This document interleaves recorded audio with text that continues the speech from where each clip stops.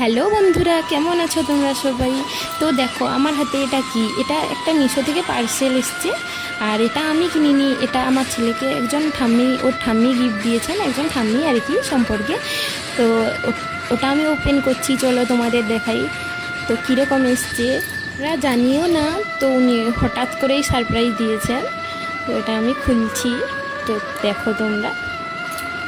আমার ছোট্ট সোনাটার জন্য এই গিফটটা পেয়ে আমি খুবই খুশি হয়েছি।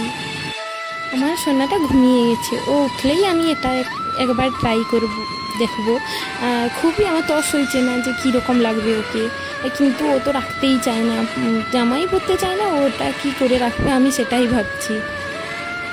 তো এটার ক্লথ কোয়ালিটি তো খুব একটা ভালো সেটা বলবো না, কিন্তু তবুও ঠিক আছে। এটা তো আর রোজ রোজ পরার জন্য নয়, এটা শুধুমাত্র এই একদিন সাজানোই, এটা ওই একদিন সাজিয়েই রেখে দেওয়ার কথা।